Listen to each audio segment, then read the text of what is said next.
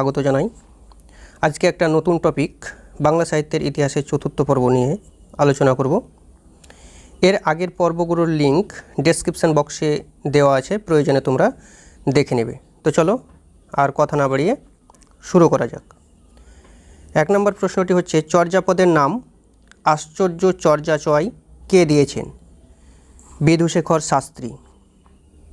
তার পরের প্রশ্ন, চণ্ডীদাসের সাধক সঙ্গিনীর নাম কি? রামী নামে একজন রজক কন্যা। চণ্ডীদাস কোন সময়ের কবি? চণ্ডীদাস প্রাক চৈতন্য যুগের কবি। চণ্ডীদাস কোন পর্যায়ের শ্রেষ্ঠ কবি? পূর্বরাগ। চণ্ডীদাস পূর্বরাগ পর্যায়ের শ্রেষ্ঠ কবি। পরের প্রশ্ন, মৈথিলী কোকিল কাকে বলে? বিদ্যাপতিকে। মাথুর অভিসার পর্যায়ের শ্রেষ্ঠ কবিকে? বিদ্যাপতি। বৈষ্ণব পদাবলী সাহিত্যের সুখের কবি কাকে বলা হয়? বিদ্যাপতিকে বৈষ্ণব পদাবলী সাহিত্যে সুখের কবি বলা হয়। তারপরের প্রশ্নটি হচ্ছে, কীর্তিলতা গ্রন্থটি তিনি বিদ্যাপতি কীর্তিলতা গ্রন্থটি তিনি কোন রাজার আমলে রচনা করেন? রাজা কীর্তিসিংহের আমলে। রাজা কীর্তিসিংহের আমলে। এর পরের প্রশ্নটি হচ্ছে, একজন অবাঙ্গালী বৈষ্ণব কবির নাম কি? বিদ্যাপতি।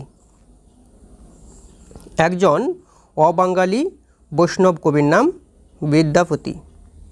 এর পরের প্রশ্ন, বিদ্যাপতিকে বাইরের কবি কে বলেছেন? ডক্টর অসিত কুমার বন্দ্যোপাধ্যায়। ডক্টর অসিত কুমার বন্দ্যোপাধ্যায় বিদ্যাপতিকে বাইরের কবি বলেছেন। বিদ্যাপতির একটি নাটকের নাম কি? গোরক্ষ বিজয়। গোরক্ষ বিজয়। বিদ্যাপতি বাঙালি নন কথাটি কে বলেন? রাজকৃষ্ণ মুখোপাধ্যায়। পরের প্রশ্নটি হচ্ছে, বিদ্যাপতির পদকে দূরগামিনী বেগবতী তরঙ্গ সংকুলা নদী কে বলেছেন? বঙ্কিমচন্দ্র চট্টোপাধ্যায়। পরের প্রশ্নটি হচ্ছে, বিদ্যাপতির ভাবশিষ্য কাকে বলা হয়? গোবিন্দ দাসকে। গোবিন্দ দাসকে বিদ্যাপতির ভাবশিষ্য বলা হয়। Next question, চণ্ডীদাসের ভাবশিষ্যকে? চণ্ডীদাসের ভাবশিষ্য বলা হয় জ্ঞানদাসকে। জ্ঞানদাসকে চণ্ডীদাসের ভাবশিষ্য বলা হয়।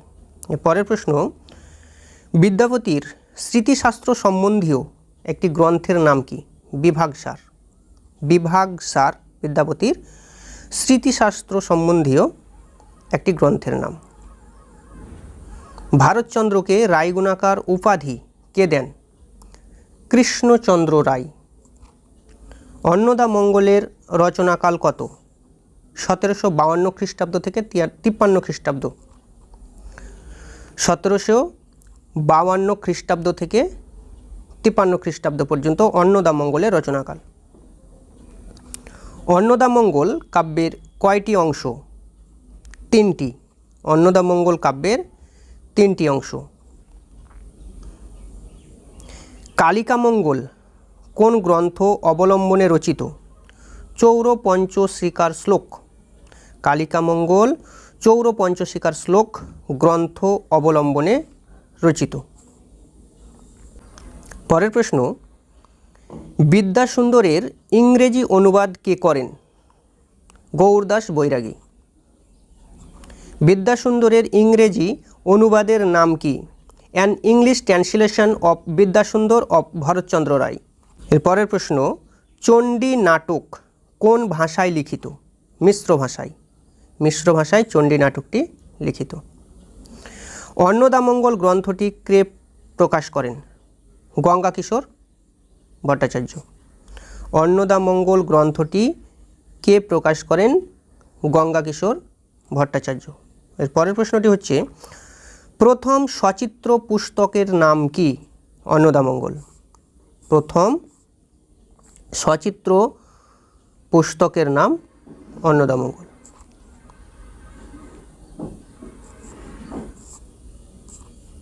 এর পরের প্রশ্নটি হচ্ছে মঙ্গল কাব্যের শ্রেষ্ঠ কবির নাম কি? ভারতচন্দ্র রায়। মঙ্গল কাব্যের শ্রেষ্ঠ কবির নাম ভারতচন্দ্র রায়। পরের প্রশ্নটি মহারাষ্ট্র পুরাণ গ্রন্থের রচয়িতা কে? গঙ্গারাম। অন্নদামঙ্গল কাব্যটি ভারতচন্দ্র কার আদেশে রচনা করেন? কৃষ্ণচন্দ্রের আদেশে অন্নদামঙ্গল কাব্যটি ভারতচন্দ্র রচনা করেন। বিদ্যাসাগর তার বেতাল পঞ্চবিংশতি গ্রন্থটি কোন গ্রন্থ থেকে অনুবাদ করেন? বিদ্যাসাগর তার বেতাল পঞ্চবিংশতি গ্রন্থটি কোন গ্রন্থ থেকে অনুবাদ করেন? হিন্দি গ্রন্থ বৈতাল পচ্চিশি থেকে। হিন্দি গ্রন্থ বৈতাল পচ্চিশি থেকে। বিদ্যাসাগর তার বাংলার ইতিহাস গ্রন্থটি কার কোন গ্রন্থ থেকে অনুবাদ করেন? মার্সম্যানের হিস্ট্রি অফ বেঙ্গল এর কয়েক অধ্যায় অবলম্বনে 1849 সালে বিদ্যাসাগর বাংলার ইতিহাস গ্রন্থটি রচনা করেন। বিদ্যাসাগর তার জীবনচরিত গ্রন্থটি কার কোন গ্রন্থ অবলম্বনে রচনা করেন? চেম্বার্সের বায়োগ্রাফিক্স অবলম্বনে। চেম্বার্সের বায়োগ্রাফিক্স অবলম্বনে। কস্যচিৎ উপযুক্ত ভাইপো সহচরস্য ছদ্মনামে বিদ্যাসাগর কোন গ্রন্থ রচনা করেন? রত্ন পরীক্ষা। বিদ্যাসাগরের মহাভারত উপক্রমণিকা গ্রন্থটি কোন পত্রিকায় প্রকাশিত হয়? তত্ত্ববোধিনী পত্রিকায়। তত্ত্ববোধিনী পত্রিকায় বিদ্যাসাগরের মহাভারত উপক্রমণিকা গ্রন্থটি প্রকাশিত হয়। এরপরের প্রশ্ন বর্ণপরিচয় গ্রন্থটির প্রকাশকাল কত? এটা আমরা প্রত্যেকেই জানি 1855 খ্রিস্টাব্দ। বর্ণপরিচয় গ্রন্থটির প্রকাশকাল 1855 খ্রিস্টাব্দ। বাংলা সাহিত্যের ভোরের পাখি কাকে বলা হয়? বিহারীলাল চক্রবর্তীকে। বাংলা সাহিত্যে বিহারীলাল চক্রবর্তীকে ভোরের পাখি বলা হয়।